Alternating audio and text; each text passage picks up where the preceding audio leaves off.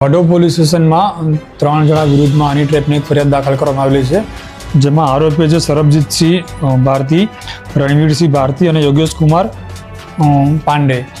આ 3 મિત્રોમાંથી એમના જે સોસાયટીમાં જે મિત્ર હતા એની જોડે પોતાની જોડે એફડીના પૈસા આવેલા છે.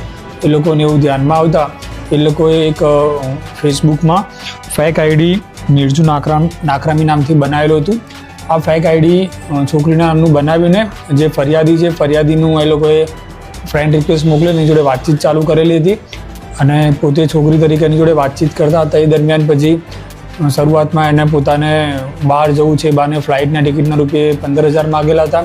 ત્યારબાદ અવારનવાર એની જોડે વાતચીત કરીને પોતાને એને લગ્ન કરવાની લાલચ આપીને એ લોકોએ અવારનવાર એની જોડે રૂપિયા ઉઘરાવેલા હતા.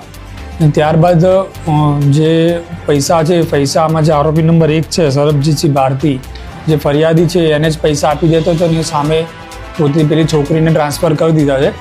એ રીતનું કાવતરું રચીને ત્યારબાદ એને ખબર પડી, ડાઉટ ગયો કે આ કોઈ ફેક આઈડી ચલાવે છે, એટલે તેના મિત્રોએ પોતે આ બધી વાતોના સ્ક્રીનશોટ લીધેલા છે અને તું આ રીતના કોઈ છોકરી જોડે વાતચીત કરતો તેવી ધમકી આપીને એની જોડે બીજા 1.5 લાખ પડાવેલા હતા. આમ કુલ કરીને ફરિયાદી જોડે ટોટલ 15 લાખના પૈસા અલગ અલગ એકાઉન્ટમાં તેમજ રોકડ મેળવેલા છે, જેમાં 3 આરોપીની અટક કરવામાં આવેલી છે અને એ લોકો જોડે 6.5 લાખ રૂપિયા જેટલા રિકવર